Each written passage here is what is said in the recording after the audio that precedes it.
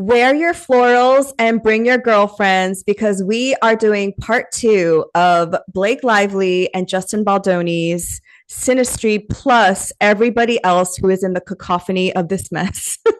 Welcome back, Tasha Beg. It really is a cacophony of mess. And the funny thing about it all of this is they're all like very Virgo, And you know how like Virgos hate mess? Like the Yes. Virgo spiral is so freaking real right now. Like unbelievable. The Virgo spiral is real. So when we recorded our first episode, we were recording under the Mars in Cancer, right? It was still, oh no, it was in Leo at that time. No, Mars, it was in Leo before, yeah. it was Mars in Leo opposite Pluto in Aquarius. And we used the energy of that day to present to you our case in Justin and Blake's Synastry. I know I'm laughing. I'm laughing because we had so much fun and all of you loved it so much. That's why we're doing part two. And the episode aired on January 15th, which was the full moon in Cancer, conjunct Mars in Cancer. So a lot has transpired since then. Actually, a lot more has transpired since then. And right now we are filming under a Cancer rising with Mars on the ascendant. So we thought, wow, why not use this energy to do part two? So welcome back, Tasha. Thanks for having me back. I'm literally so excited. It's actually kind of a problem. I'm so glad this is an outlet because who am I going to talk about this in depth with? The astrology and then like the drama. No, I'm so glad. Thank you. I'm honored to be back. Thanks so much for having me back. Thank you for doing this with me.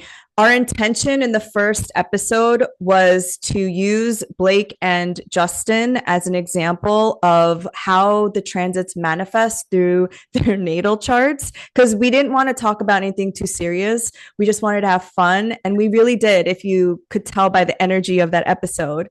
So we wanted to start, we we wanted to start this episode actually by speaking about Colleen Hoover because we kind of glazed over her in part one. So, Colleen Hoover published It Ends With Us on August 2nd, 2016. Now, this was the summer before the Me Too movement kind of really exploded. This was also when Trump was first inaugurated into the presidency. January of 2017 was at that time, the largest march on Washington with women wearing pussy hats, very Venus retrograde themed. And in March and April of that year, Venus was retrograde in the sign of Aries. 8 years later, we are here now, Trump's second presidency.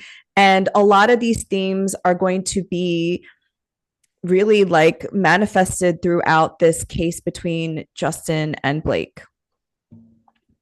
Oh, absolutely. You can't beat timing on this. And again, in the first part of this series, I guess, I'm going to say series because as you and I both know, this is definitely not going to be ending anytime It soon. never There's like ends so with much, us. it really never ends. It never will end. But admittedly, it does feel like there is going to be continuity over the next couple of years. And we'll definitely get into more like predictive stuff at the end of the episode. But I mean, we are headed into another Venus retrograde, right? We're in the energy right now. And admittedly, this upcoming spring is going to be so major, at least from, a woman's perspective. I think there's the sense of reclaiming masculinity also as part of the narrative, right? Because everything is going to be happen. When I say everything, I mean, so much is going to be happening in Aries. And when we think about Chiron and Aries, you brought up 2016, Chiron moved into Aries like in that 2017, 2018 time frame, right? So we are effectively revisiting sort of that initial wounding, like whose perspective matters, right? Me too. Mhm. But then what about the men on the other side of it? I also think it's very interesting. Obviously, we're recording this right around this full moon in Leo, and Justin Baldoni's quote unquote like version of the truth, but not really. Like it's really him talking about his platform and toxic Mhm. masculinity and all these things, right? Like it is very interesting. This is part of the narrative, and even if it might not seem as obvious, to the suits in place, this is definitely part of a bigger picture narrative the collective is going through. Right. And we were talking about how in the Me Too movement, there was that Harvey Weinstein Mm-hmm. expose on the New York Times. And there were two journalists that were actually three, right? One of them was Ronan Farrow. And then Yeah. what's that woman's name again? You just Megan Toohey. Megan Toohey, who Mm-hmm. also was the journalist on Blake Lively's article in the New York Times. So I find that connection to be very interesting. But it seems like this time around, she didn't do any research. She didn't back it up with any receipts. She Like backed out with some, but some, not the receipts. not the receipts that Justin's team seems to have brought to the. Oh my God. I mean, since our episode came out, there has been a whole website that came out. Now Candace Owens is on the case. Be Better. The whole TikTok sleuths have come out and have found things in this case that even Justin's lawyer has not found. It's incredible. And they're being used in the suits. Like they're being Yes. cited as support, which is giving a whole new meaning to power to the people with this Pluto in Aquarius revolution, and it's also hilarious, hilarious. Okay. When I think about how Blake Lively, is a Leo rising and how Pluto moved into her seventh house, and literally the whole internet is back, like, you I know what know. I mean? It's literally the people v Blake, and it's such interesting symbolism based on the chart. But I also wanted to note, there's another Leo rising out there getting dragged right now publicly, and that is Drake. Mr. Drake. And Just He has his Mars in Aquarius, I think. Yeah. Drake. Yeah. Yes, he does. Yes, he does. And So he's also a Scorpio stellium from Canada. just not and a Cancer moon. So just not a good time to be a Leo It's rising. not a good time to be Canadians with Scorpio stelliums, either Ryan Reynolds and Drake. Literally, Um, literally. what I also find interesting about the TikTok thing is the whole reason why It Ends With Us became so popular was because of book talk. In Yes. 2021, people, which I never understood this, by the way, we all know from episode one. I'm saying episode one, like this is like a 10 part. I'm telling you, it's going to be a series. multi-part series. We are already foretelling this. So buckle up, everyone. But book talk really made her book popular. It became so popular that in 2022, it was like the number one book on the New York Times bestselling list. And now TikTok is the one taking her down. And she has since taken down her social media. We're talking about Colleen God. Hoover. We're So talking should we about look Colleen at her Hoover. chart? Yes, please. It's interesting Okay. because technically, I think her team is saying like it's a break from social media, which, if I were well, I am an astrologer advising clients, but like, with this Mars retrograde, I would have been like, yes, this is an excellent time to take a social media break. So I don't think this Yeah. is the last of Colleen Hoover. She will definitely be back, but it's a rough one. Can you She's a see Virgo this? stellium, and I can see some of it. Okay, wait. I don't see the full screen. Hmm. I don't know why it does that. It's so annoying. We have also Mercury square Uranus today, so I Oh, was that's like, true. technically we started after the square peaked, so I was hoping for some Okay. smoothness from that. But okay, there we are, Colleen. Colleen. I forget As if if this she's walked is, in the room. I forget the rating of this chart. But either It's an way, A-rated chart. okay. Either way, Colleen also has Hmm. Virgo stellium here, which I am afraid of stellium people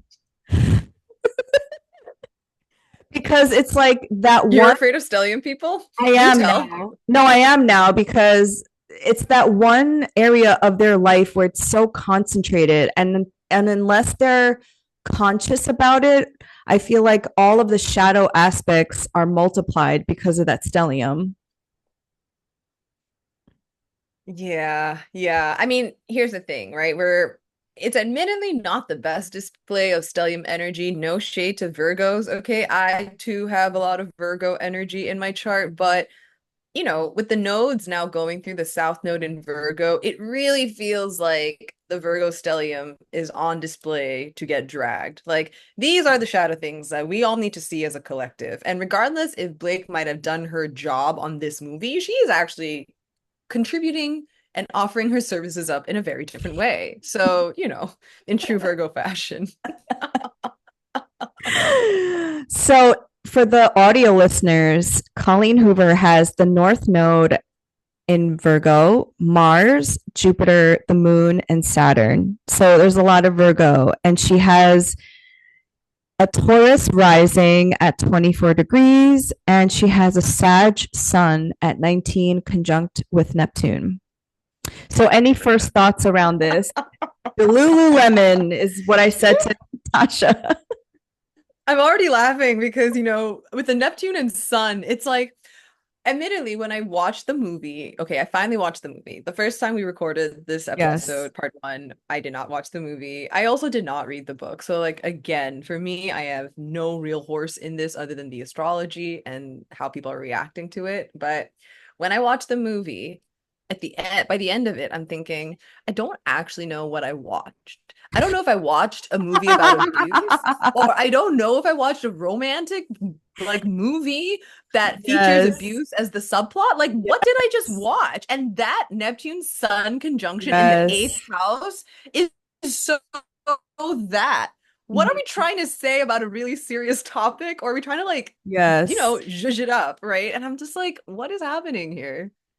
Well, I was telling Tasha that it felt very disjointed, the movie, which is Mm-hmm. probably where you find remnants of Justin's direction and then how it was taken over by Blake and Ryan, and a little bit of Colleen Hoover's book influence into it. It was just, you just didn't know where it was going. Is it supposed to be Mm-hmm. funny? Is it supposed to be a rom-com? Is this a feel-good movie? But then it got dark for a little bit, like obviously it's a Mm-hmm. movie about domestic violence. But even that, I felt like some parts of the abuse weren't true to what abuse really, and like everybody Mm-hmm. experiences abuse in different ways, so I don't want to Yeah. gaslight anybody's experience, but I just felt like the ending felt weird to me. Like an abuser Yes. wouldn't just smile and be like, okay, you can like leave my life, right? Literally, I'm like, wait, wait, wait. So, just to be very clear, there are obviously very, very different gradients of abuse. It is a Right, spectrum, right. right? But you mean to tell me you did not pack up your child and left? You like, we allowed this energy to come in, like, and still coddle your child, and like he's so self-reflective and owning of Mm-hmm. it without any help, without any outside influence. Mm-hmm. Like, it just feels very, again, like if abuse had to be made into a rom-com, this would be it. Like, and that ending Yes. with Atlas showing Yes. up. I've been waiting for Yes. you this whole time Yeah. at this farmer's market, babe. Like, excuse me? What?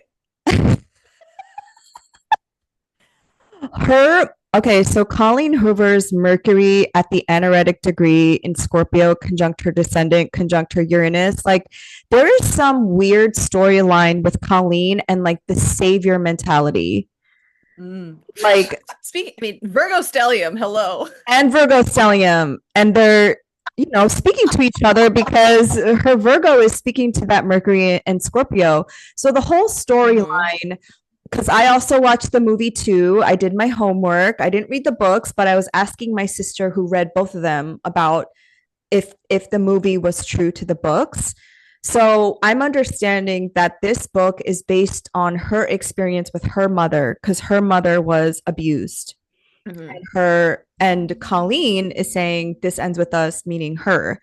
because she is ending the cycle of abuse.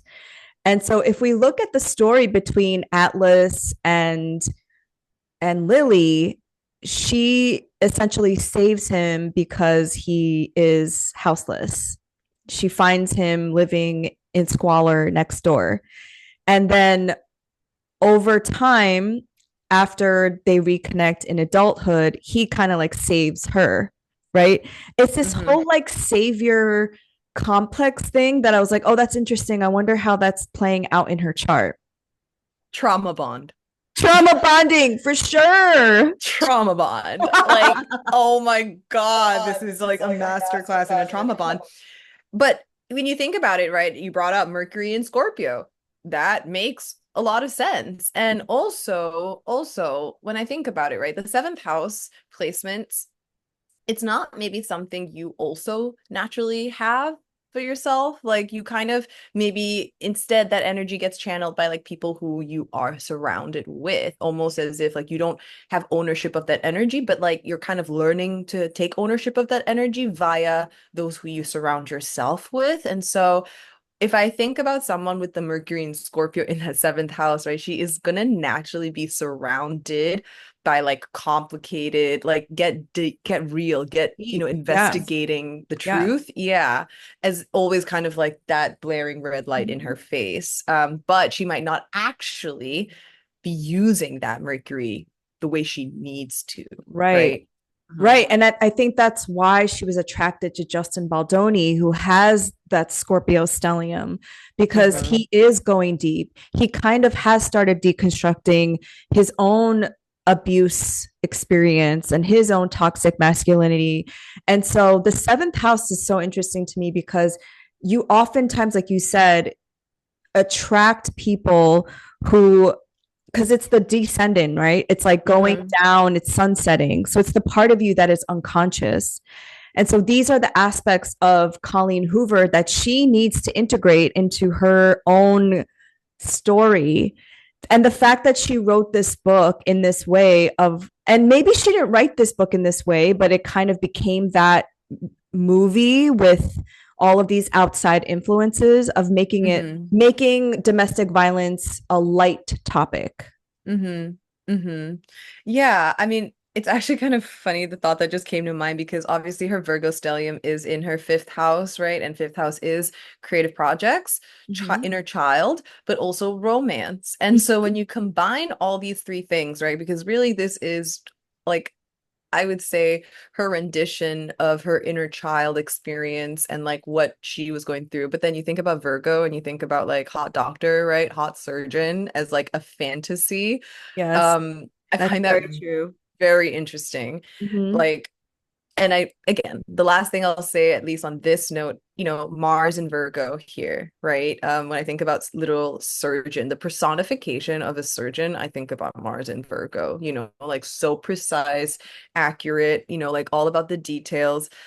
But then when you think about that Mars Virgo, it's like all about control, right? And curation, that ruling her Ceres in Aries, in her 12th house, like a lot of subconscious stuff from her childhood that she is going to naturally be coming out through her fantasy work, whether Right. she realizes it or not. Right. And the more she tries to run away from it, the more it's going to come back and like be very loud in her face, right? Mhm. Because 12th house and the attachments are always going to be your downfall a little Mhm. bit. And I read her other book, Verity. I think she has this fantasy of wealthy men being obsessed with the main character. I think, Venus and Cap. yeah, I think, well, also, I'm just thinking like the ruler of her seventh, the ruler of her seventh being that Mars in Virgo conjunct Jupiter and the moon and Saturn. Yeah. Like she has this fantasy of wanting to be wanted, but look in an Mm-hmm. obsessed way. Mm-hmm. Mm-hmm.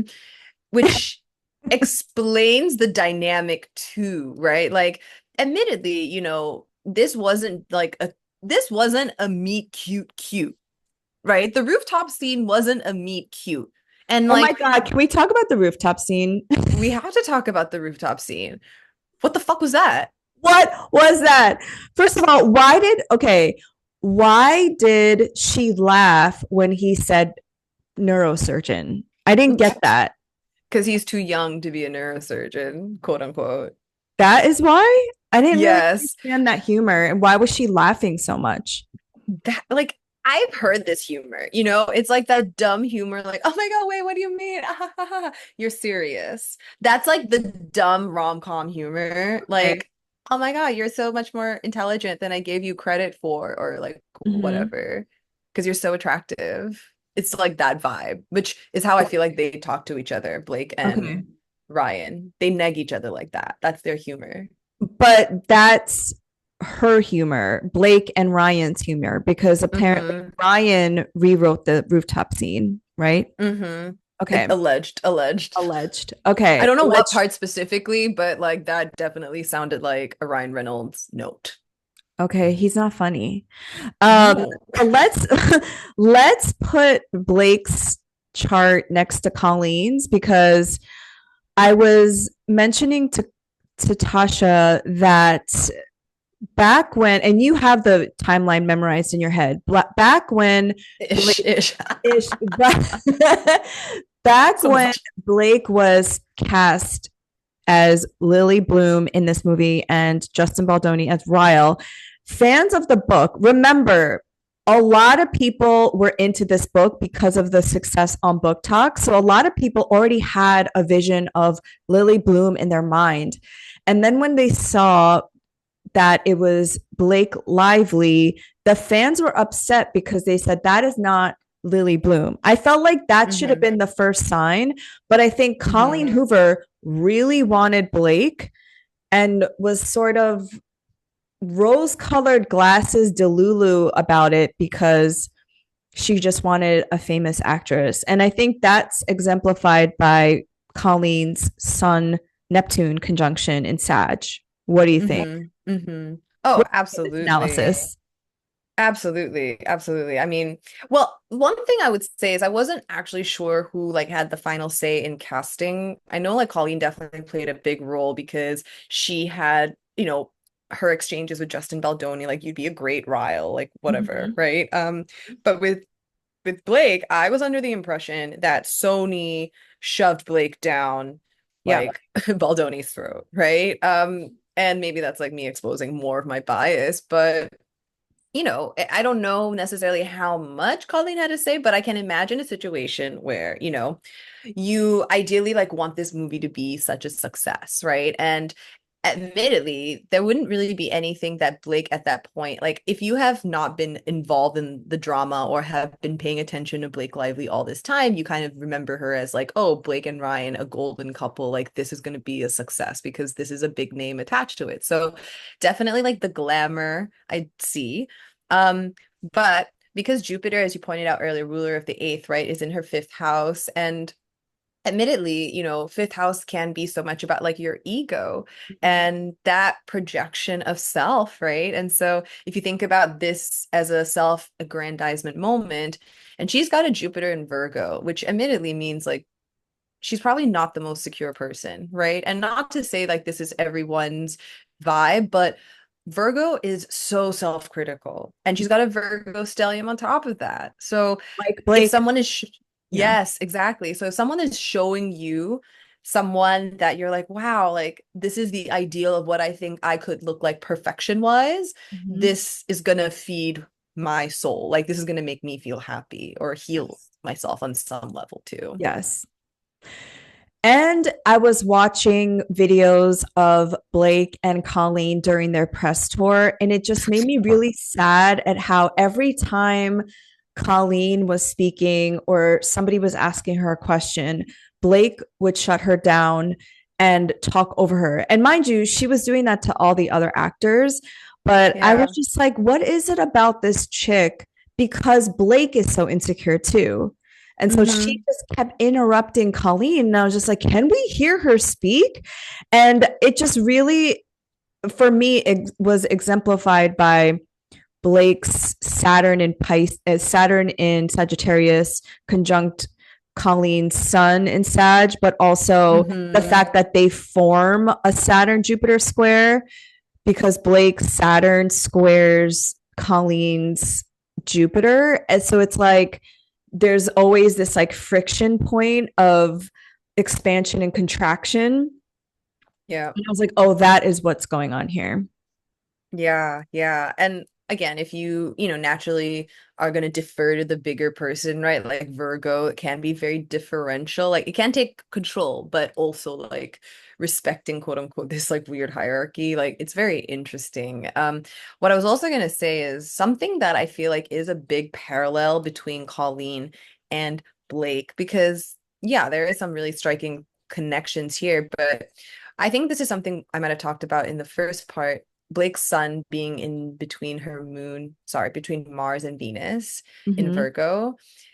I think it's so funny that Colleen, as you pointed out, her placements has her moon in between like Jupiter and Saturn. And I know the degrees aren't as close together, but that Saturn moon conjunction is close. And Yeah. Jupiter to me can blow a 10-degree orb, no problem, because it's Jupiter. So that symbolic representation of her not feeling comfortable Mm-hmm. expressing how she feels, okay, because the moon is so much about feeling and in the fifth house of self-expression, like it's almost as if it's giving me very substance vibes. You know Mm-hmm. what I mean? Where, Demi Moore is like, I have to like kind of sit out. It's not my time to shine. But then my younger one is like dominating my life. And so I think there's like this weird undertone here as well, where Blake is like me speaking on behalf of me. And now I've become Blake and like we've merged and like this is a weird Right. relationship. Yeah.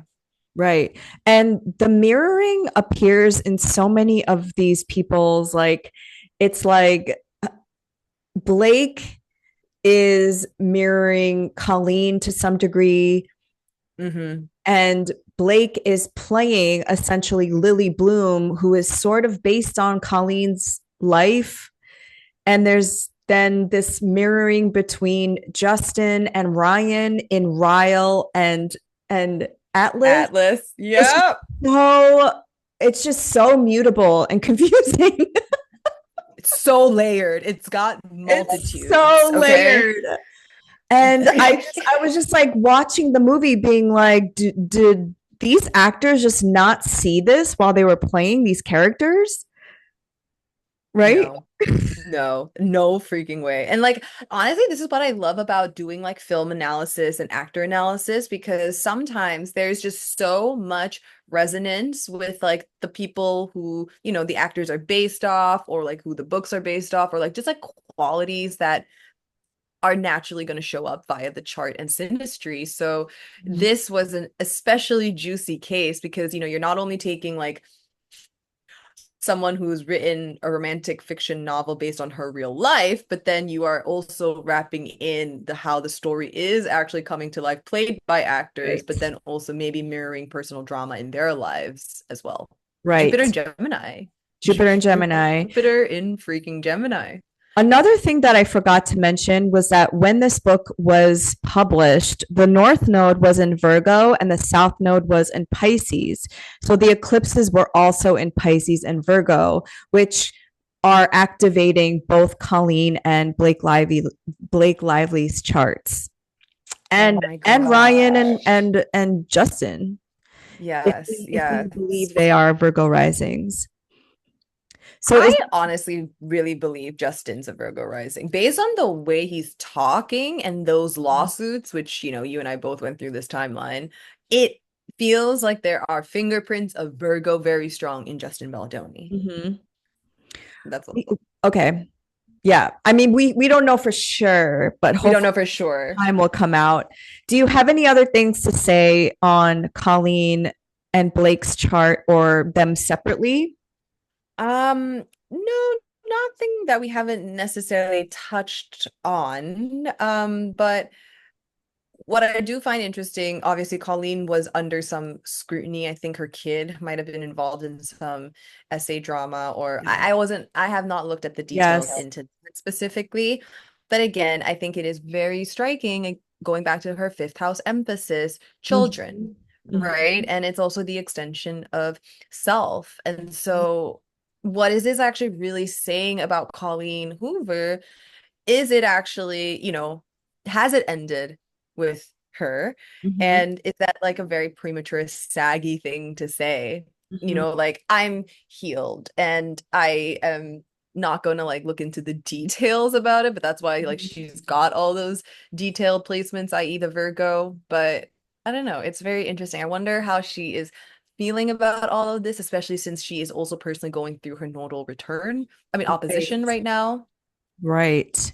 Yeah. And she just has Pluto has just entered her 10th house of career and she's 45, so she's in a 10th house year. So it's Yeah. like it's almost sad that I see I have so much empathy for people. It's annoying. Mercury in Pisces. It's almost sad that this is what she's going to be known for. Like all of this drama and Mhm. she should be at the pinnacle of career, but it's like, oh, you're going to be known for the woman that wrote the book that all this drama is around. And, you know, Yeah. I can see that. But here's the thing. This is the beginning of Pluto and Aquarius, right? Which means she's got 20 years to navigate that and like that is really work true. through it. And I can imagine a situation where if she actually turns this experience into a real moment of, wow, holy cow, this is staring me in my face. And I think this Mhm. is what, Pluto naturally does, right, for you. It brings up stuff that you've been running away from if you haven't actually dealt with it. And because this is in her 10th house, this is going to be revealed on display for everyone to see. And because it's also in the 10th house, the public and how people feel about you are also going to have some resonance in that. Like there's some truth into what we're saying and Mhm. reflecting back at you. So like whether you're trying to pay attention to it, and if we want to go an extra layer, 10th house can be like mother Mhm. symbolism, right? So this is her proper it ends with us moment. Okay, this Mhm. is this proper like staring her in her face. You have to deal with this now. But what I also wanted to point out was I find this full moon in Leo very interesting. And if I don't know when this episode is going to come out, but there's a full moon Leo obviously on Feb 12th, Wednesday of this week, and that's going to be around like 24, 25 degrees Leo.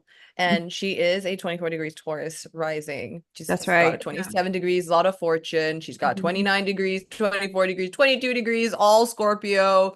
What are we going to find out and what is going to get announced? Because this Yeah. is going to be a full moon in her fourth house of the past, of home, of her Right. like childhood, of personal truth on some level, right? Your emotions and how you feel about things. So I wonder what we hear this week, Mhm. actually, too. Hmm. And Uranus is on her ascendant. Literally, So literally. we shall see. TBD. TBD. I want to I'm like, switch. I'm excited. I know. I want to see. Maybe she'll come back out of her hiding. Who knows? I want to Maybe, switch to maybe. Ryan because we kind of Oof. touched on him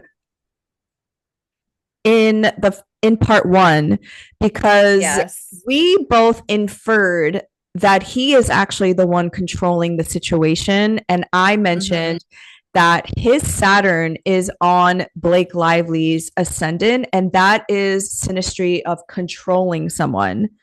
Mm-hmm. So Mm-hmm. we didn't get into depth with that, but now with everything that has unfolded, and it hasn't even been a month that all of this information has come out, that now it's so funny because Candace Owens, like literally, like do not fuck with Candace Owens because she's like, we should deport Ryan Reynolds. Like she has it out for You're that. so I was this like, oh like Candace Owens being the unifying pop culture hero out of 2025, like was not on my bingo card. But damn. No. nevertheless, I am actually very much enjoying this moment. I think this is Yes. Who so would have known, entertaining. right?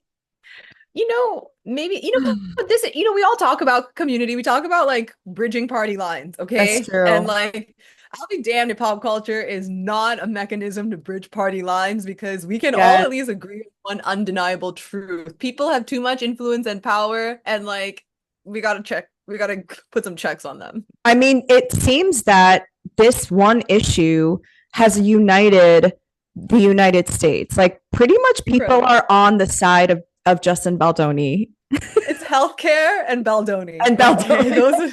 these are the two things of Pluto and Aquarius so far we can all agree on. And of course, Yes, Justin is an Aquarius sun. it's so true.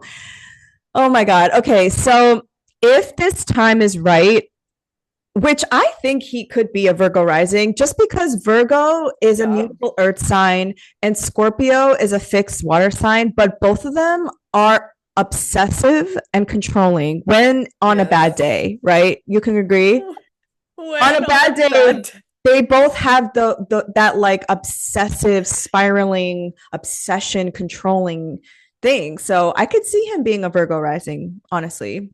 Totally. And side note, if you are a Virgo listening to this episode, watching this on YouTube, yeah, when the South Node moved into Virgo in Jan and you went into a spiral all of a sudden, you were not alone, okay? You were not crazy. Those things just did not creep up on you randomly, okay? We all felt that. We're still feeling that. So you're not alone. um Yes, again, like I said, stellium people scare me for this reason. After looking at looking at all these stellium people, I'm like, what the heck? So for the audio listeners, Ryan Reynolds has Sun, North Node, Moon, Uranus, and Mars in Scorpio. So he was born in a solar eclipse in Scorpio. That's a lot of fucking Scorpio. Jeez. Dun dun dun. Like this, okay. All I'm gonna say with that is it's all in his third house, right? All his Scorpio, if we're looking at whole sign. And if you remember those texts from the timeline, okay, the first text exchange between like Justin trying to make friends with Ryan, okay, those are paragraphs on paragraphs on paragraphs, both were sending back at each other. And that is like so Scorpio in the third house. Like, we're Mhm. gonna like write you a novella, but Mhm. express how I feel, but not actually Mhm. tell you how I'm really feeling, but like Yes. infer.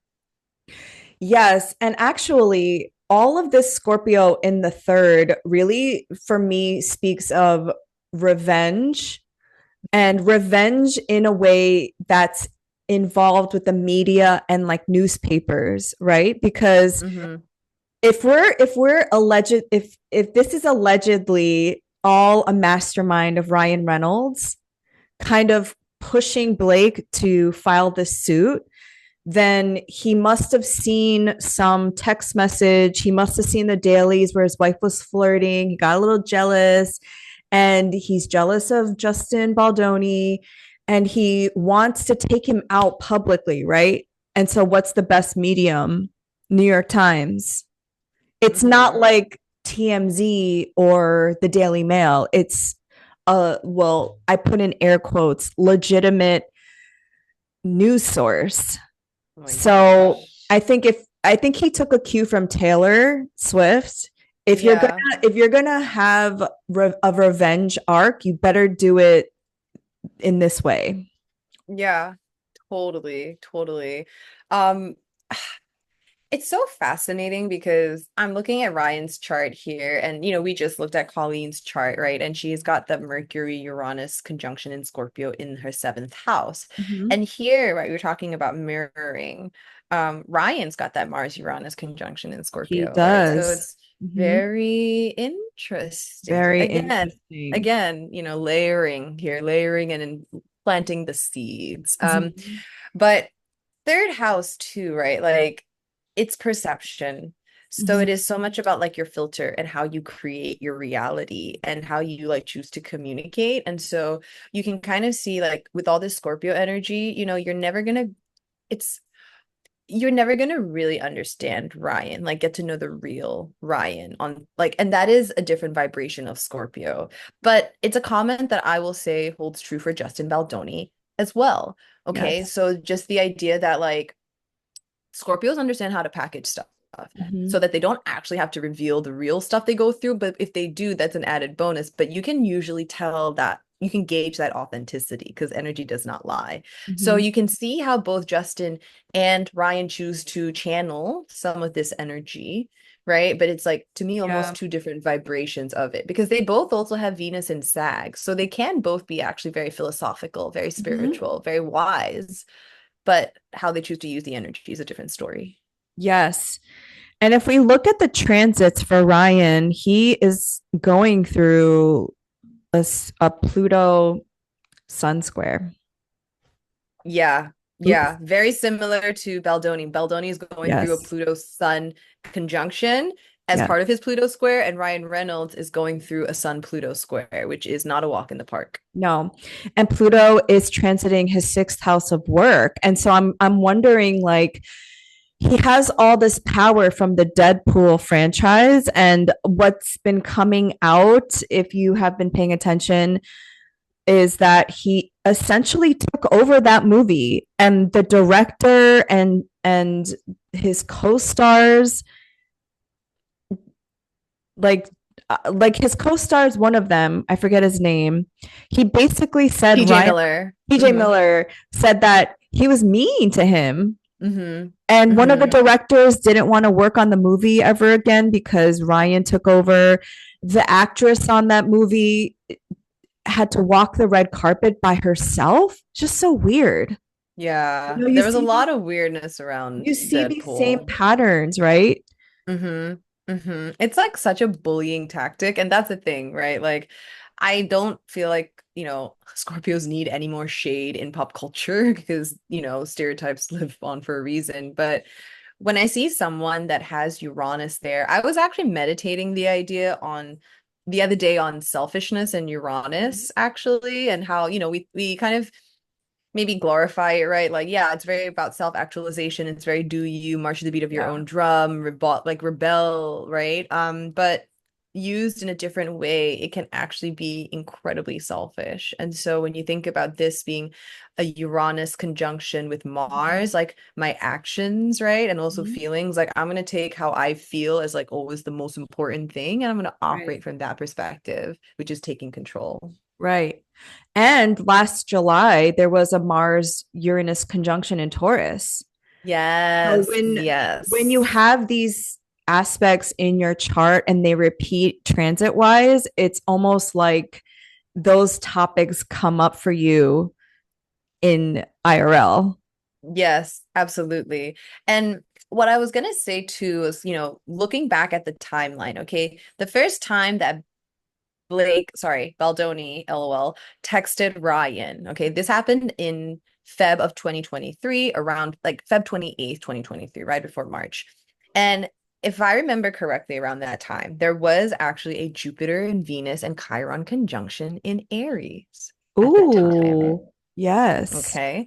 So that was actually a very spicy time, I remember, because that was Scandival and all hell broke loose on Mhm. Vanderpump Rules, and everyone found out, like, Sandoval had cheated on Mhm. Ariana with Raquel, Mhm. right? And so if you think about this in the context of that too, right? There was an expansion, Jupiter, Venus, of our values, relationships, but Aries about like, do I matter in this relationship? Like, what's happening here in Mhm. Chiron? So noting, right, the potential insecurity that folks have picked up on, thanks to Candace, around like Ryan wanting to look at the dailies and knowing that this was a text exchange that commenced around that very, very heightened period for relationships. Okay. It's interesting. The astrology adding this context as well. When was that again? That The was end of Feb into early March of 2023. Oh, okay, into Mm-hmm. 2023. Mm-hmm. Interesting.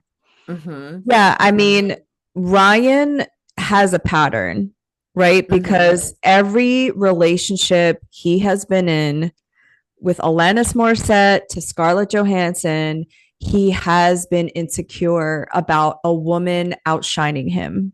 Mm-hmm. And let's look at Blake's, because when I look at Blake's chart, I'm like, Yeah. this woman doesn't seem like she should. This woman is somebody, if I had just looked at her chart and I didn't know anything about her, she seems like an independent, wants to have fun, wants to make her own art. Like, the fact that she assumed this Oh, role very of interesting. being a wife and a mother just doesn't add up for me. I don't know. Here's the thing. I see where the potential is for that to happen, where she steps into this more dynamic, like Mhm. authoritative role for herself in her life. And also not to say that if you decide to be like a mom and you do not want to work in this way, that is not authoritative, but it's more the idea like her chart naturally speaks to kind of building her own self-worth, backing herself, providing for herself. Yes. And so like if Brian's the lead in the family, it creates a weird Mhm. dynamic that she's naturally Yes. going to kowtow to. So Mhm. her nodes actually tell a really important story. And it's Mhm. interesting that she went through her nodal return, or sorry, she went through her, yeah, her nodal Yeah, no to return. return. Yep, yep, during Mhm. this whole editing filming Mhm. process as Mhm. well, right? Because she's trying to maintain, she's trying to assert herself. But Yes. again, my main thesis statement with Blake in this situation is, which relationship are you actually trying to assert authority in? Do you feel Mhm. helpless in your own relationship? This is why this is coming out in all these other ways. But the South Node with Venus is a very strong pull, right? To cordiality, to let's like maintain the veneer. Let's Mhm. like keep this status. Like, let's make some choices. Are we really getting real, or are we kind of upholding this fakery? She's upholding the fakery. And I think when she was young, she was okay with it because she was able to uphold this shiny picture of being in this power couple situation. Mm-hmm. But after you turn 36, you start to go through your midlife crisis transits, and then it's Yeah. like, I can't uphold these things anymore. I Yeah. don't want to just be my husband's side piece. I want to have my own career. I want to do my own movies. And apparently, allegedly, Ryan wouldn't let her do all the movies that she wanted to do. And so there comes a time when you just say, I can't do this anymore. I need to be myself and Mm-hmm. be authentic to me, which is her whole second house stellium. Mm-hmm. And I Mm-hmm. think she, at this point, it's like something is breaking because you mentioned during I think it was the last Venus retrograde, not in Aries, but in Leo, Mm-hmm. where she's, well, why don't you explain Oh, when Taylor's having the success and yes, yes, yeah. So something that I really love to pay attention to when you look at charts is how the planets actually talk to each other first and foremost. And so when you look at Blake's chart and we're bringing up her second house, right? It's all about confidence and whether you back Mhm. yourself. Her Virgo sun and that getting caught in between Venus and Mars struck me as really interesting because obviously last summer with Venus retrograde, Taylor had a hell of a summer, right? With her Eras tour, she was thriving, success on success on success. Like you think about Ryan Reynolds and like they're filming Deadpool and those projects and things like that. But if I think about someone with that much Virgo and the sun caught in between Mars, which is a very masculine principle, which maybe we can take to assume it's, Ryan Reynolds and then maybe Venus as Taylor, right? There is a natural comparison type of energy here, but in Virgo, it can almost be like, I'm trying to keep up with you. And so, like, what do I have to do to, like, kind of stand on this footing, this equal footing Mhm. with these quote unquote creative giants? And then you think about it in the context of the text and how she frames them, because it is a very insecure narrative, right? Like, they are serving me, They're my dragon. rather. Yeah. Exactly. Like, what in the Khaleesi is that bullshit? So, like, you kind of see it. To me, this chart reads as if you're not actualized, this is a very insecure person looking to build their Mhm. self-worth, Yes. right? But that means agency because Mars is agency and Mars is Mhm. on her sun. Whose agency are you subscribing to? Is it a Mhm. controlled agency by someone dominant? Or are you allowing yourself to empower yourself? And also, we cultivate self-worth through challenges through our lives. And if Mm-hmm. you look at her life, and I'm not saying that she's never been through anything hard. I feel like this is hard what she's going through now. Oof, T's and If P's. if you if you are a nepo baby and you've had everything handed to you and you got married on a plantation, I'm sorry, I have to bring that up every single time.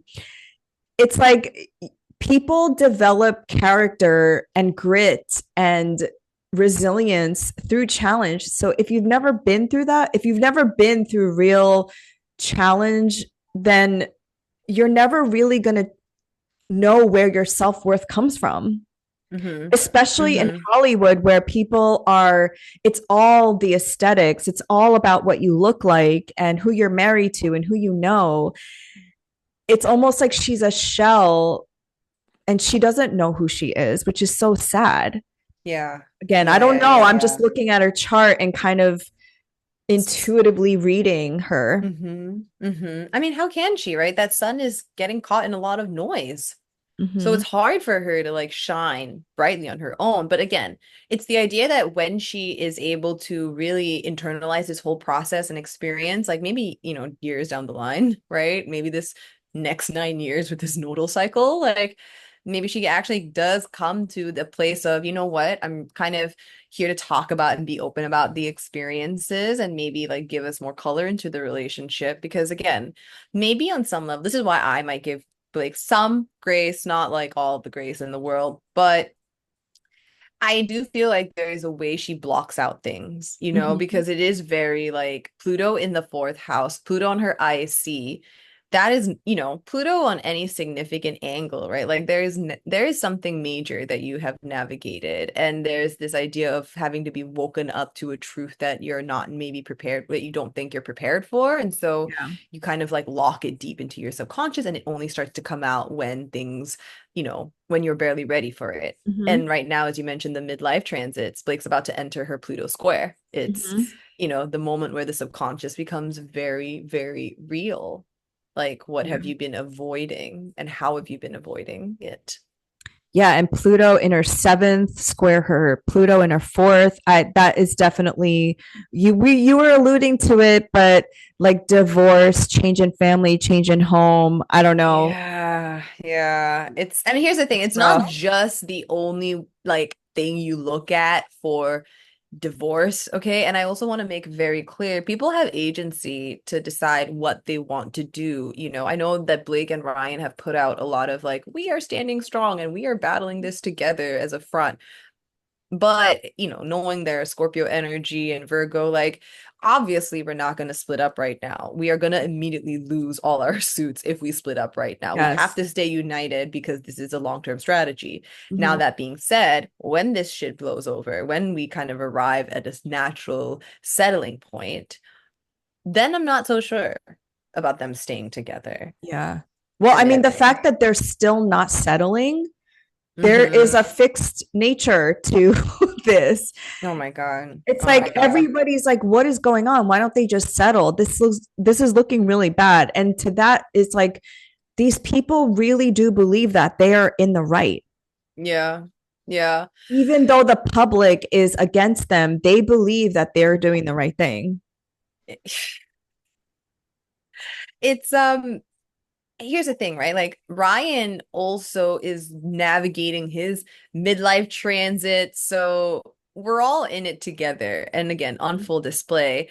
But uh, I it's not that I feel badly for Ryan. I just, Ryan's also talked about his childhood not being maybe the best. Great. Like, I Yeah. haven't looked into it in that much detail, but apparently his dad wasn't the nicest person around. And, like, he had to feel the need to take control of everything and, like, fight, or like, I don't know. Basically, he's painting a narrative about his trauma, and, like, you can kind of see it playing out real life, and it's like hard to watch, and it's not to say it's excusable, but you definitely see that Scorpio darkness come out of Ryan, and it's like, oh God, like please integrate it so that you can stop putting it on other people. Please integrate it. Candace Owens, I've watched all of her videos on TikTok, and she has repeatedly said there is something dark and nefarious about Ryan Reynolds. And I never Yes. really saw it before, but now I see it. Oh There my is a gosh. darkness to him, and even his humor. I never thought he was funny. I Mm-hmm. His humor to me is almost like mean. His Yes. humor between him and Blake and their relationship, and I'm like, that's actually not kind, Yes. Oh my God. right? Like I was so messed up for the longest time in my relationship. I'm not blaming Ryan and Blake about this, okay? But like I genuinely thought negging like that was a way you showed affection. And like when my partner would not engage with me in that, I thought, oh my God, this relationship is broken. And then I'm like, no, I'm broken. So sorry. Like I would want to not feel like, I don't know, I'm being made fun of. And again, if I have that much Virgo in my chart, I don't give a fuck. Okay. So sorry for whoever censor warning, but like you are going to not feel the greatest about it. Like there's a hidden sensitivity there. As much as you're gonna pretend you are okay with it, it Yeah. is it is like living my Virgo, and maybe everyone's a better Virgo than I am. Like, fuck, that's hard. That is so hard. Hard. And like then you think about the mental gymnastics, like, wait a minute, did they really mean that though? And then you like internalize it. So if you think about the body shaming stuff like that, right? And you think about how Ryan historically is like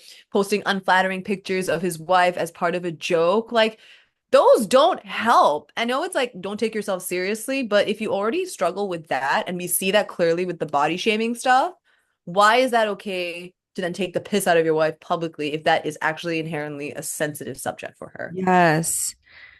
Yeah, I don't know. It just, again, I think he cannot handle somebody else shining brighter than him.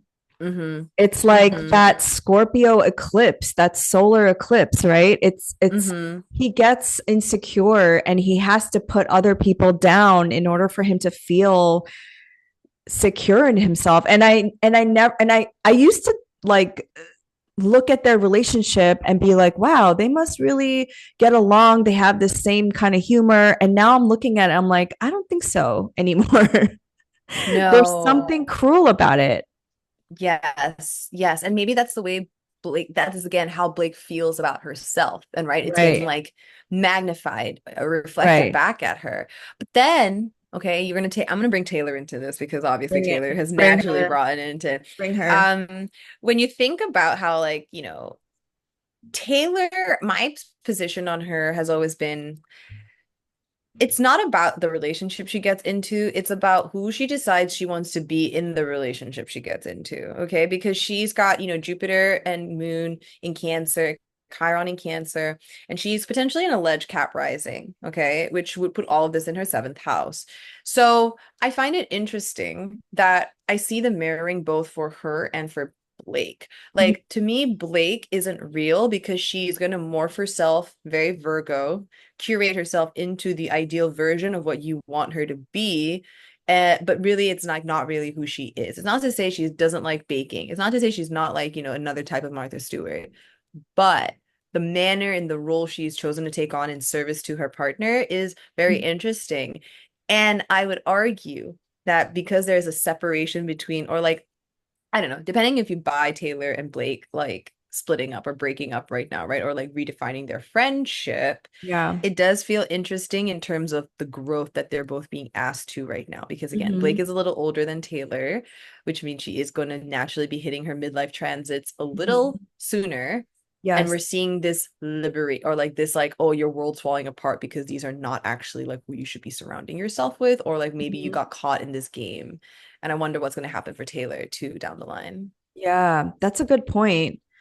Because I found it interesting watching the Super Bowl last night. Well, I didn't Yeah. watch it, but I watched clips of people booing Taylor. Yeah. Yeah. Yeah. And Yeah. and I think that she also needs to be humbled in some way because she well, I have my own bias on Taylor Swift, Mm-hmm. but Mm-hmm. I feel like her relationship with Travis Kelsey too is like, I feel like that's fake. It's like nobody knows what's real anymore. And Mm-hmm. so the booing, I don't know. I feel like both people right now are being humbled by the public, Mm-hmm. both Blake Mm-hmm. and Taylor. Yes, yes. And again, because Taylor has a Mars in Scorpio, it will be hard for me. Like initially when those texts came out, and if I had Cancer and Scorpio, and that was something that I found out upon, oh my God, like Mhm. this relationship is over. Even though we might be okay on the surface, this relationship, real talk, is over. So this is to me, Taylor also trying to like avoid getting called in for a deposition, right? And getting dragged into this Yeah. even more. But she is still godmother to their kids. And with the Mhm. Cancer's energy in Taylor's chart, she's not going to like casually snip that bond, right? Because like I would assume she's taking that role seriously. So it is going to be interesting to see like what develops, because there is more of a schism here than you would think, but it's never going to be made public between Blake and Taylor. I think that Taylor, Blake, Ryan, Hugh Jackman, Gigi Mm-hmm. Hadid, Bradley Cooper. This is Mm-hmm. some weird MLM MLM scheme. Celebrity MLM. Yes, to make like this power group. Yeah, yeah, yeah. Very I don't know, interesting. like all of their relationships and friendships kind of came together at the same time, and it was being pushed in front of our face last year. And it all kind of came about because each of them had projects that they needed to promote. And I think this is a bigger, I mean, this whole episode, this whole thing is bigger than just Blake and Justin, right? I think we are talking about a bigger macro issue of Mm-hmm. celebrity power couples using the system to benefit you and the people and seeing Yep. through this facade, right? Because Yep. I see Blake Lively as Galinda, if you've watched Wicked. She Mm-hmm. is a white woman who's blonde, who's beautiful, who is upholding a system. And Taylor is that too, right? And then you have, I don't want to say that Justin is Alphaba, but you have like the little person that is trying to just make art. And you know, Justin's not innocent either. He could have had fucking boundaries. What is wrong with you? Like Yeah, literally. at any point of this, he could have been like, okay, she is sending me these like really awkward text messages. She is crossing a Mm-hmm. boundary. Did you read that text where she was like, I can be sexy? Yes. And Yes. homeboy is like, I just spent the last 5 hours crying, saying goodbye to my kids and my wife. I'm like, at that point, he should have called HR and been like, Yeah. woman is Trying crossing not. some boundaries. Yeah. He Yeah, could yeah, have, yeah. the moment that she wanted to take over, he could have just fired her or done something. I don't know. He Mm-hmm. didn't have enough boundaries. And this is almost like the, not his like punishment, but the No, it's part of it. consequence, right? Yeah, it's staring you in the face. Correct. Yes. And I don't know where I'm going with this because I brought in Mm. Wicked and Alphaba and Galinda, but No, I'm so glad you did. I'm so glad you did. this is a bigger like systemic thing where now the public is Mm-hmm. seeing through all this bullshit and we're like, no, you cannot like bully people. Mm-hmm. You know what I'm Mm-hmm. saying? Oh, absolutely. Like I think when I think about, right, like all the interviews leading up to all like this, I know someone in the comments in the last video had said, like, he'd gone a podcast talking about how he had to rethink his priorities. And then obviously he was on the gent talk. I forget. There's a Mhm. gentle and there's a talk somewhere in there. But he was basically saying, Justin himself, how he felt like he got swept up, on some level by the wave of success and opportunity. That's a direct quote. There was a lot of material success but Mhm. emotionally tough on my family. And so when I think about his chart, right, as a Virgo rising alleged, and his Aquarius sun being in his sixth house of work. And when you think about, okay, where was the line crossed? Was there too much dedication to work that it really consumed your life? Because, yeah, Yeah. why are you sending these text at It's, these hours of the night? And like, because yeah. here's the thing, yeah, you can work late together and stuff, but you also know if you are in a partnership together, like that's weird. You have different hours of the day. You don't have to like go that crazy and rewriting the script. You are Mhm. a director and an actor. Okay, you have a script writer for a reason. What are we trying to do here? Yes. And you know, I'm just like very frustrated because I hate when like someone also plays victim like that, and like, oh my god, she tried to take over the set. No, bitch, you let her take over the set. And like, was there some, that's why I'm like, was there something else there? Like, sure, it can seem like Blake was trying to put a move on you, but was there like energetic receptivity, and Mhm. how much that actually blur your consciousness? Or And or was that. there or was he just trying to placate her because he knew that she was like that? Because Mm-hmm. let's say that Sony pushed Blake onto them and he already Mm-hmm. knows the history of her being a nightmare on set, then he already has precedent of her trying to take over. And so was he Yeah. trying to be nice to her and placating her so that she wouldn't turn into this monster? Or was it really because there was chemistry on that movie? Yes.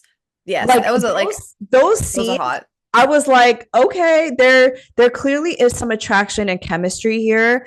And Mm-hmm. I think, Justin can have chemistry with a lot of people just by observing him. But Mm-hmm. Mm-hmm. Venus, Sag, and Scorpio third house. Like you are yes, gonna like charm you are going to everyone. have chemistry with a wall. Yeah. It's very attractive. So Yes. there was chemistry. Blake might have caught feelings, and Justin is just naturally charismatic, but he is literally like every text message he like brings up his wife. Yeah, yeah, During yeah. that it's not a leaked video, but his lawyer released that video of them like doing a scene together The and slow-mo. Yeah, yeah. slow mo, and you're just like, oh my god, like if he was talking to me like that and canoodling in my neck, like I would fall in love with him too. Literally. His apology on the voice note, I think I told you this. Like I was listening to it and my partner was in the restroom and I'm like, "Oh dear God. Like if I wonder how my partner feels. Like who are you listening to? Who is Oh sending you yeah, this voice note? It's sexy, okay? the deep sexy voice. Which is a very different voice than the voice he uses in the podcast and everything else. So all I'm gonna say is there is difference in Okay, tone, okay, okay? okay. But what I find really interesting in the timeline of it all also, okay, when you know how like he introduced Blake to his like holistic person and Blake then like turn around and be like, you fat shamed me and like Mhm, all this mhm. stuff. So Yeah. that happened around March 29th, 2023, which again, we're in this like Mercury, Chiron, Aries situation in, similar to like that early March timeframe. I wrote down Lily shares with Baldoni she has strep throat. Justin reaches out to his board certified integrative holistic health coach, the one she claimed was subtly fat shaming her. And Justin said to the trainer, could you recommend a probiotic gut rebuilder? And then in parentheses, he goes, establishing some goodwill, close parentheses. And I find that very interesting. Why would you say that? Why would you say, I'm using this to establish goodwill? So to me, it feels like there's a natural calculation here. And I think on some level, Blake Bryan Baldoni thought that he could utilize Blake and Ryan's power as well. So he was Of on board with it. course. It Oh wants my the God, of covering, right? course. But it's just to me Yes. so blatant when you're putting, I'm looking to establish Yes. some goodwill. Like, if you are Of genuinely getting course. this for someone because you cared about someone, like, that is not something you say. Mhm. Okay. It just struck me as very odd. So, again, it's not like Baldoni is innocent AF and all of it from No. that perspective. But in terms of like destroying someone's life, like, I'm sorry, like, no one deserves to have that happen to them like Yeah. that. But again, he also has a role in his own demise by not speaking up Yes. and drawing the boundaries as needed because he was Yes. also potentially blinded by his own material need for this to be a success. Right. Because he also not only is the director, but he's a co-founder of Wayfarer Studios. So he wants it to Mm-hmm. be a success. And Mm-hmm. I think that a lot of them, a lot of the actors and Colleen Hoover were maybe consciously or unconsciously hoping that they could ride on the coattails of Ryan and Blake for Mm-hmm. sure. I mean, you look at Timu Thor. The internet is undefeated, honestly. God bless. Timu Thor. I found out about Timu Thor and then I watched Timu Thor and I was like, stop. If you don't know what that means, basically people on TikTok named the guy that played Atlas Timu Thor, like meaning that he's like discount. a discount version of Thor. Brandon Skinner, whatever his name is, Skinner. I was like, oh my gosh. And then Mhm. Jenny Slate, who apparently has her own set of problematic things in her past that we don't need to get into, but Jenny Slate, Timu Thor, they also benefited from siding with Blake and Yeah. Ryan. Yeah.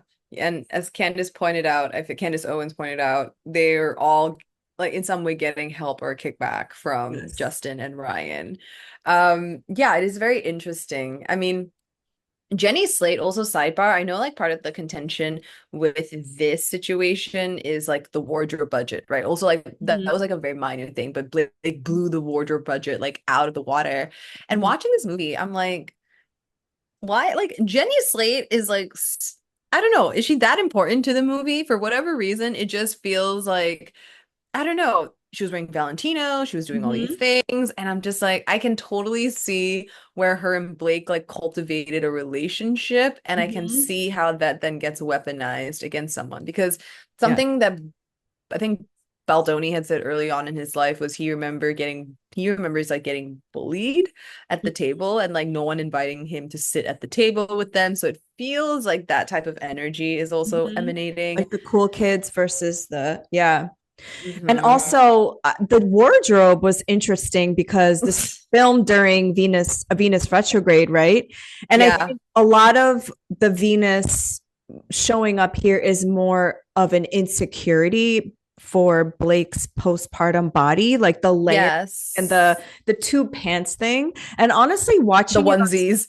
the onesies and what watching it on screen, it actually wasn't that bad. Like the close-up No. shots of the Louboutins was a bit much, but what was so distracting was her hair.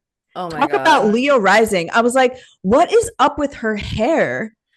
It, it legit reminds me of when she came out for the Super Bowl last year with Taylor and she was like wearing that red tracksuit and her hair was like huge, like it was so Leo rising that I'm like, what is Yes. happening here? Yes. The But hair was how a year can distracting. change.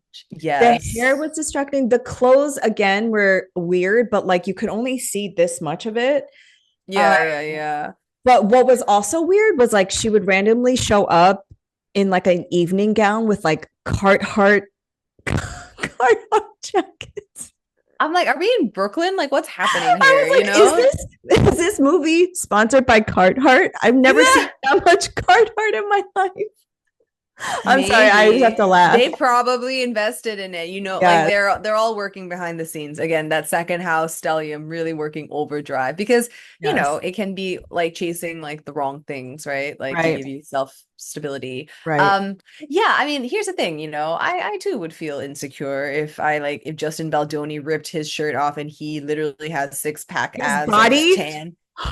I was like, My God. yeah, I would also Wow. feel self-conscious, even if I did Right. 80. I'd be like, Oh, okay. Like, I get it, Blake. I get it. I'm with you there, okay? yeah, But you know what the man did not maybe do? He did not actually fat shame you. Like, you fat shamed yes, yourself, and yes.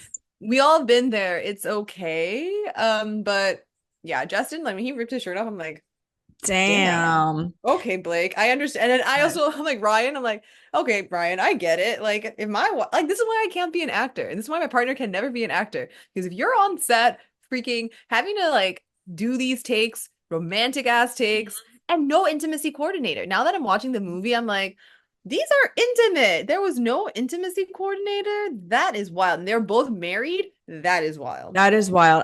But I think that's why Ryan went freaking nuts. Because he probably saw her in a way that she is not with him. Yeah. You know what I mean? Oh, and I Because think we talked, because yeah. Justin is like up he's attractive. He's very attractive. Ryan is Yeah. not conventionally attractive. Let's just say the truth, you know? Yeah, no, it is true. It is true. I mean, here's the thing. Ryan could be someone's cup of tea, but he's not my cup of He's tea. not my cup of tea. But Justin to me is like he like I don't know, he can kind of wear many different hats. Like I think Yes. he's very Aquarian that way, right? Like, and I love a good Aquarian energy. What I was gonna say was like the this is going back to like what we were talking about earlier and like the mirroring of situations in the movie. Like, I do think it is really funny because as much as Ryan is trying to make fun of Baldoni as like the nice guy, the corny nice guy or whatever, like that is kind of how he like wants to be, I guess, believed as well. I don't know. There's something about the way that like, Ryan is embodying an ideal for Ryan that Ryan is like not meeting and is, Mhm. there is that internal like more than Blake even, right? It's that personal kind of reminder that, oh, maybe you aren't actually living your highest potential and like Yeah. this is now staring in the face. Yeah. It's a big rude awakening, I can imagine Well, too. because we also can recognize Ryan is incredibly insecure. So he Yeah. is insecure about something that Justin is embodying, which is being emotionally intelligent. And it all kind of comes out in Deadpool, right? In those, which Mm-hmm. I didn't see that movie, but I've just seen clips throughout TikTok of how he did a parody of Nice Pool, which is supposed to be Yeah. about Justin. Yeah. And it's like, oh wow, like all of your insecurities are coming out in this movie. Like, Mm-hmm. Mm-hmm. okay. Um, so basically, I want to talk about now how all of this is kind of reflected in the macro of the astrology. So I Mm-hmm. think what's really stark is I think you mentioned this in part one, how this all kind of started when Pluto was moving in and out of Aquarius back to Capricorn. And Blake and Ryan embody Pluto in Capricorn, right? Like Mm-hmm. this power couple, old money ish, and this establishment. And Pluto in Aquarius is like we the people, Mm-hmm. right? And so after Pluto entered Aquarius in November is kind of when I start to see the shift of the collective Mm-hmm. because at first people were on Blake's side. People believed her. And of course, then came the receipts, right? And now we Mm-hmm. are like full blown Pluto in Aquarius. And it seems like there is a tidal wave shift now of people completely not on her side. Mm-hmm. Mm-hmm. Yeah, it's very interesting because I had a note about how it feels like Jupiter, what's happening with Jupiter is working in tandem with Justin, and then what's happening with like Mars is working Mhm.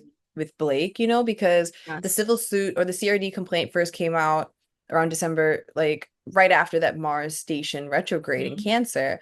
And now all these lawsuits are coming out and like the lawsuit info, all these things are happening Mhm. as Jupiter and Uranus station direct, right? So it does feel really interesting. And I would imagine then, based on this logic, by the end of this month, as Mars is stationing, you would maybe see like a massive rebuttal from Blake. I know they're amending a suit right now, and they said they were hoping to drop it by Valentine's Day, which could very much be what this full moon moment is, right? Because again, it's really activating Colleen Hoover's chart.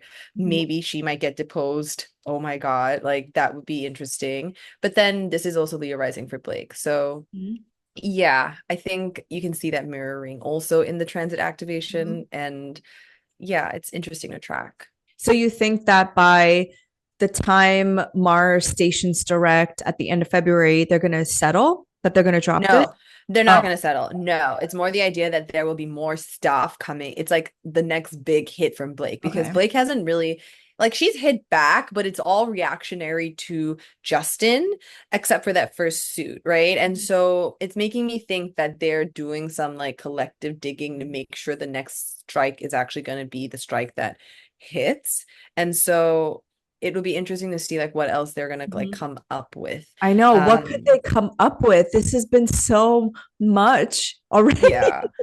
It's the only thing that I feel like would not shock me even all the way is if there was an actual like affair that did happen, and then like those receipts Mhm. came out, right? But then that would mean so much more. Like Yeah, what are you willing to lose in this context, you know? right. Like, so this might be a secret that goes to the grave with them. Or it's like if Ryan really is the person pushing this and Mm-hmm. he continues to drag Blake Lively, it's like how much is he willing to sacrifice to win this lawsuit? Is he willing to Mm-hmm. sacrifice Blake and his family? Mm-hmm. Because I can Yeah. also see it that way too. I mean, with all this ninth house activation, all this Aries activation in Blake's chart, like, are they going to pick up, leave America? Like, are they going to leave the country? They go back to Canada. You know what I mean? Like, it just feels like there is going to be a natural, huge ass restart here. That's true. Um, and when I think about the upcoming eclipses, right? Very significant for all parties involved because there's so much Virgo energy in this room, Pisces too, but Virgo's really here we're moving away from this upcoming, when I think about even the trial, right? They're supposedly going to trial March 2026. They might push that sooner, but that in of itself coincides with the lunar eclipse in Virgo. And Mhm. that would be on Blake's Mercury, I think, Mhm. at like 12 degrees or her moon. Like that is a very significant hit for Blake coming up. Yes. Okay. So you can see the trial having an impact there, second house of resources, right? Second, eighth house Mhm. axis. But this upcoming even, okay, we said earlier maybe March with the Venus retrograde is going to be important. Mhm. Blake has a progressed Libra sun that Mhm. is going to be around that same 8, 9 degrees, where a solar eclipse in Aries is going to be taking place. And that solar eclipse in Aries is going to be in her ninth house of legal affairs. It's the future. Yeah. It just doesn't seem like it's going to stop for Blake. This eclipse cycle is really going to ring her out, and we'll all be watching. Um, but this is going to be a big one for Blake. I don't know if she's Yeah. like going to recover from this. I do know that her life is going to look very different after this, though. That's Well, for sure. also, who's going to want to hire her after this? Speaking of like second house resources, how is she Mm-hmm. ever going to work again? I feel like now both of them have this bad reputation. I mean, I feel like with Ryan, he's a white man. He can recover, somehow. Yeah, yeah, yeah. You're And never going to get really canceled if you're a white right, man. right. Yeah. But with Blake, sheesh, I'm like, she already had one movie, A Simple Favor, the sequel, Yeah, yeah, and yeah. they announced it, and the comment section, oh my gosh, I was like, I would literally like switch careers and move to a different country.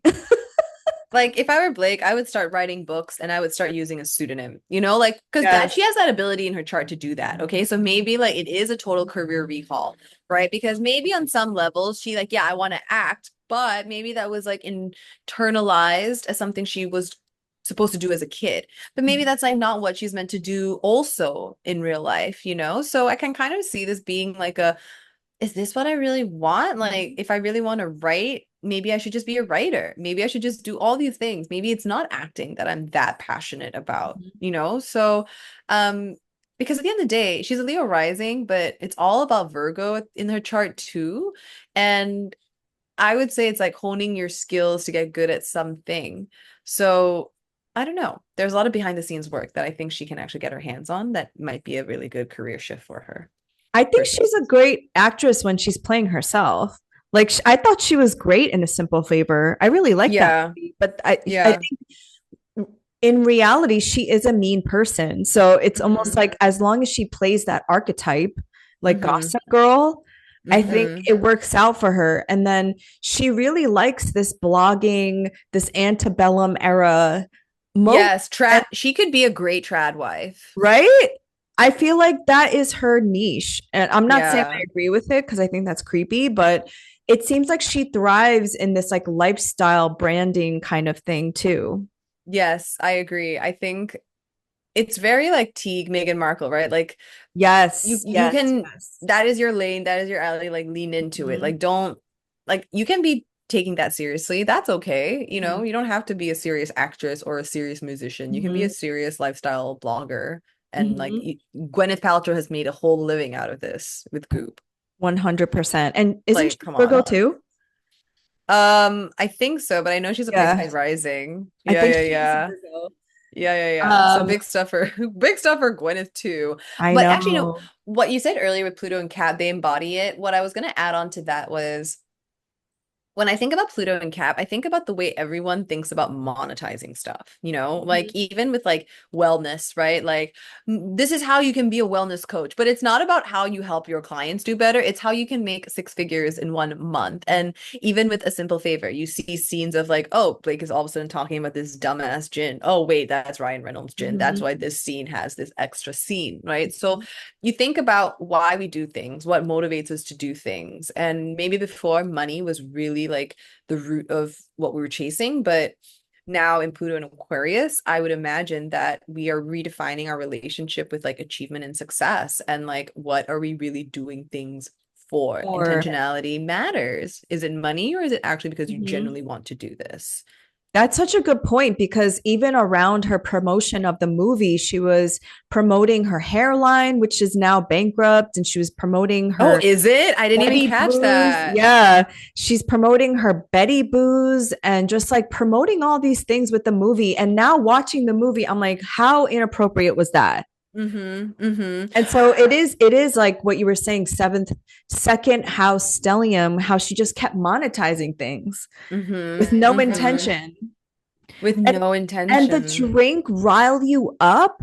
Yeah, Like we still can't get over that. We I still cannot cannot get get over over that. that. But here's the thing, that in of itself to me feels like that's why this is an interesting movie, right? Because there's something about the character too. She's not like I don't know. There is an antagonistic quality. There is a I like we meet her on the rooftop scene when she's sitting on the edge and she's like attracted to the danger, right? And so when I think about in Blake's chart her north node in Aries, like the danger is actually helpful, right? But you have to really go there. Whether you go there or not, it's also to me that was a very striking metaphor too, because this is a character that on the surface, yeah, may look like strong and independent because she talks a lot about agency and she talks a lot about like humor and how like women have banter. Like basically, Blake thinks she is a strong woman, you know, and a strong woman with agency. But I think she's misguided in that because having good banter does not mean that you actually have agency. It just means you have good banter and you're a very mercurial person. Mhm. But as we have seen, her Mercury can also be problematic because she then serves up word salads because she has The nothing real word to say. salad. Oh my God. And she didn't read the book. So the word salad makes sense because she's trying to come up with an answer that she doesn't know. Yeah. Yes, One so thing, Virgo. yeah, one thing that you brought up with the agency and how those text messages between her and Justin, I was going to call him Ryle, and how she's Same, talking same. about how she is this very smart woman and how could she have fallen for an abuser essentially, right? And how the banter is like her and like the fact that she's like the banter on the rooftop and her essentially it's like all confusing because I'm like I'm trying to think through the psychology because I'm like is that how women really act or is that just how Blake acts? I think this is, here's the thing. Admittedly, I feel like I've been there too, where I'm not really dealing with my stuff, but I'm putting on a front that I'm dealing on with my stuff. Like it's very Saturn and Sag in her chart, you know? Like it's Yeah. performance. You're turning Yeah, yeah. on. Mm-hmm. And naturally, like this is how I turn on humor as a way of like, and that's the thing, you can Healing. kind of see it, right? Because she's got Saturn and Sag in her fifth house of self-expression. So, Mm-hmm. like, how do I actually deal with real self-expression? Am I using humor to really Mm-hmm. talk about something real, like how a comedian might use humor, or am I using it to really deflect, right? I think you see that with Blake. And again, like you have to ask yourself, like, I'm attracted to danger. That is the symbolism there. What about this energy can be problematic for women? And the idea that, again, Blake can look a certain way and we can have all the stereotypes about her. And as much as, again, I say she might be causing a lot of this as her own personal self undoing, 12th house, right? 12th house Cancer energy, her emotional self undoing. Um, you have to also maybe think about the greater role she's showcasing about, again, like whether that potential could actually live in her own household. Right. Okay. So I don't want to necessarily like let anyone off the hook, but if we're trying to like, there's the guy, get him. Mm-hmm. Maybe it's not Baldoni we should be looking at. Maybe again, it should be closer to home for Right. Blake. Right. Do you believe that she is out of her depth playing a DV survivor? No, because I think she might be showing us a a side of abuse that might be more covert IRL than we are noticing. And maybe we can be very harsh about it, but if she is actively in denial about control and power dynamics in her own relationship, you're seeing that. And I think it's also a very important lesson that this can affect everyone, but whether, again, we choose to see it or not based on our biases, that's a different story too. That's true. I just thought it was interesting too how in the film when they showed the abuse scenes, you couldn't really Mm-hmm. see it, right? And Mm-hmm. then at the end, when she's kind of replaying everything, that's when they show the hitting, the actual like hand to face. And Yes.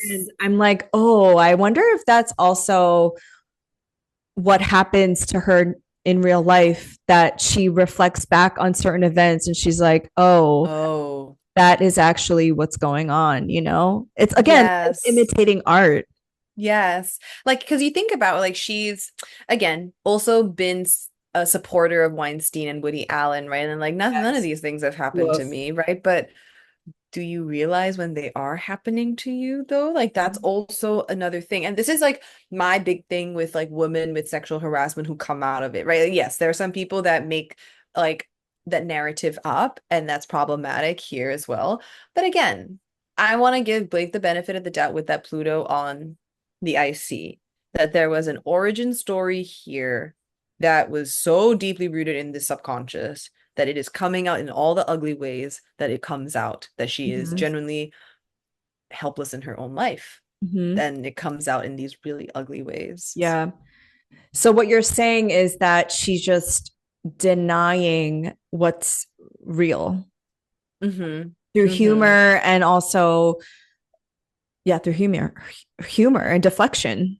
Yes, because here's the thing, right? Like she embodies some archetype of a success, like what women quote unquote subscribe or strive to be, right? Like this Taylor girl boss, or I'm using this very lightly because it's not all women, but it's a generalized like maybe white woman stereotype, right? Of like, okay, you've got the perfect kids and the perfect husband and the perfect career, seemingly. You're friends with the perfect people. Like there is an aspirational quality here, and you think you've checked these boxes and you think, wow, I've really crushed life. Mm-hmm.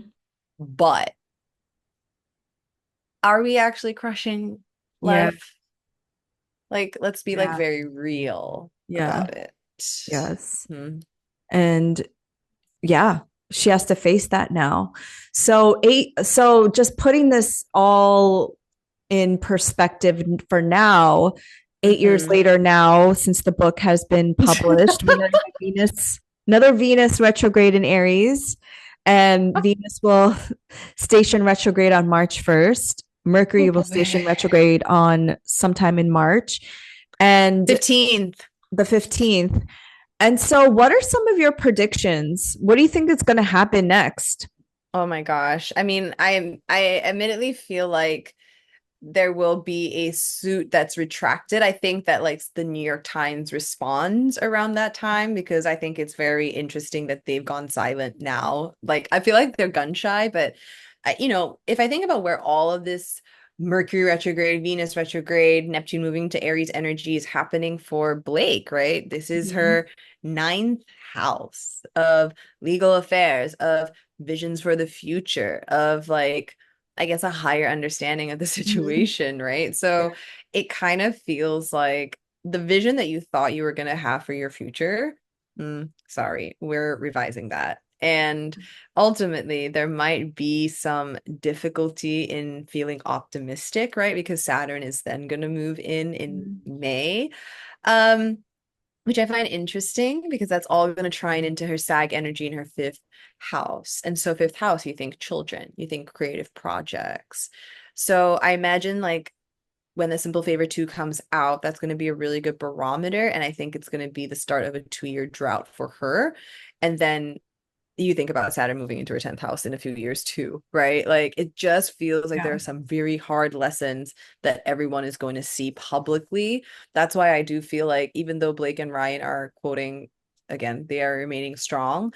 I do think divorce feels really imminent. And admittedly, I was wondering when I looked at Blake's chart last year, before any of this came out, because she was going through her nodal return, like she was going through a lot of stuff that were activating the marriage houses in the chart. And it was like, what is happening? Because we Mhm. haven't heard anything about this couple. We just heard that they've celebrated their 10 years, they look happy. And then you brought something interesting up about their marriage cycle too, Blake and Ryan. Yeah, just when they got married on a plantation, I have to bring that up every single Plantation Khaleesi. plantation, Khaleesi, on September 9th, 2012. That's when Jupiter was at 15 degrees of Gemini. And so this is their Gemini, their Jupiter return. Mhm. And oftentimes, when you go through a Jupiter return, something is reset, something ends and something resets, you know?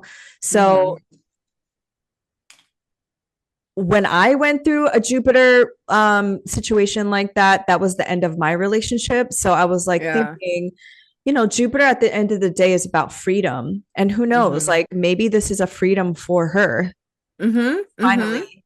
Mhm. Who knows what the Oh, situation is, right? But absolutely. This yeah. feels like it's clearing room so that you can be more free to go Yes. like do stuff. Yes. Whatever stuff that is, you're gonna do stuff. Yes. Um, yeah, it I Because think intuitively, yeah, I yeah. feel that she caught feelings for Justin Baldoni. And Mm-hmm. she wanted it to go somewhere, and he put the kibosh on it. Even though we're saying that he flirted back, I just think Mm-hmm. he's a flirtatious person. Venus Yes, is Sag, you know? yes. Yes, And I think absolutely. when you are in a situation where you are not happy, it's so easy to fall in love with somebody that that embodies the things that you're looking for in the moment. And Yeah. when she married Ryan, she was so young. She was like what, 24? She was She so was very young. young. Pre-Saturn return, Yes, okay? Like, pre-Saturn return. Why do you do that to yourself? yeah. Or no, Oh, no. don't do that. Her Saturn in her fifth house. Okay. Literally. Saturn also ruling her seventh house of partnership. Yes, you cannot get married before your frontal cortex is not developed, people. Yeah. Come on. Yeah. And so Like 27 at least. Minimum I would 27. say I would say at least like during your Saturn return. So like 30. Yeah, yeah, yeah. Right? Yeah, At yeah, yeah. least Totally, until your totally. progressed sun is like Yeah. progressing, Yes. which Once is you finish your 30. progressed lunar return, then we can talk. Okay. Not a moment Yes. before that. Not a moment before that. Yes. Mm-mm. Mm-mm. So I feel that this is what went down. And Yeah. I feel Ryan found out, and then this is how this all escalated. And so, if Hmm. I'm looking to the future, this Venus retrograde, this Mercury retrograde, I think she's going to start to like rethink things. I hope she does. Like, dear God, Yeah. if there's anything about a Venus retrograde, it's gonna level set and get you to think about your priorities. And this one in Aries, it's gonna be so me focused. And so Yes. it does feel like, are we gonna do what's best for me? Like what's Mhm. happening here? But in her case, like again, she's gotta get real. She's got to She get has to get real. real in her situation and ask herself, what is important for myself and my life? And I have to be willing to let go and surrender to the unknown because her Yes. life has been set up since she was a little girl. Literally, literally. I mean, I'm like even going back to like the timeline, like because when I think about all the Venus retrograde stuff that was happening, that was like basically the big turning point. Because not to say it was the only turning point, but after that point, it was like when, she started airing her grievances to Sony, like that was the Venus retrograde. And that, if I think about it, going through her first house, right? Like Yes. she is reclaiming identity, right? That whole Venus retrograde was all about like how much like, do you back yourself? How much do you love yourself? How like Mhm. how much attention are you getting, really, right? Like there Yeah. was all this in her first house in the backdrop. So I find Right. it really interesting too. Yeah. And she's watching Margot Robbie gain success with Barbie. And like you mentioned, Mm-hmm. Taylor with her Eras tour and her husband Mm-hmm. just like, doing whatever he's doing with Deadpool. And so she's Yeah. sitting there like, this is my moment. This is going to be my movie and my Oscar thing. And so she Yeah. wants that PGA credit and she wants Yes. control over the wardrobe and she wants control over the music. And little by little, her Virgo takes control of everything. And you can kind of see how that happens. Oh my God. Piece by piece, okay? Virgo, step by step, piece by Step by piece. step, intentionally, like I'm going to start Mm-hmm. to take over. And honestly, like if she really wanted that, she could have just started her own movie. I don't understand.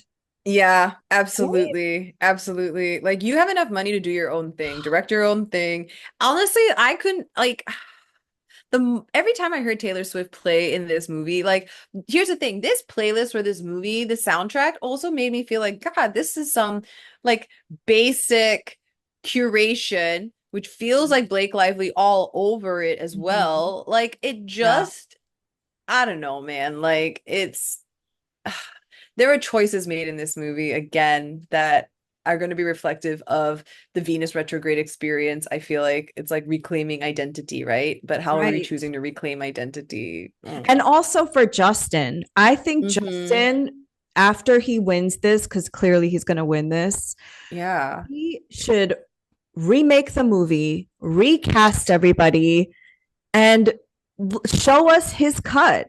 I think he should Yeah. just start. He should pull a Taylor's version, and he should Yes. recast the whole thing Yes. and Since do we're it. all taking Yes. notes from Taylor anyway, I know that Ronan Farrow said like there was nothing involving Taylor when they got dinner. It just, there Mhm. are too many coincidences for people involved in the Me Too article and this. Like, again, Yes. we're seeing the web of celebrity and how it Mhm. works and how fitting at the onset of Pluto and Aquarius, Mhm. Aquarius being the opposite sign, the polarity to Leo, Leo, literally the sign of celebrity and Right. Hollywood. We Right. are not putting up with this dumb bullshit. It's not that we don't appreciate art. Art can be so powerful when used in the right way, a la Kendrick in the halftime show.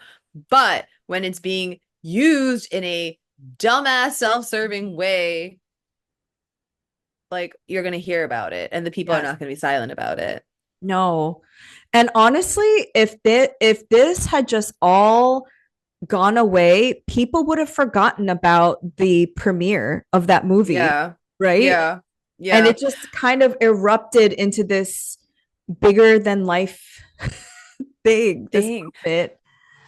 It's interesting because this is the last thing I'll say because I know we're like, there's always endless to talk about. It ends with us, and I'm sure again, part three will come very soon. But like when the timeline came out, right, on the lawsuitinfo.com, which again, hilarious that there's a website dedicated to legality When you're in a in station this. direct, Yes, as yes. you're on a station direct, like, here's the truth, ta-da.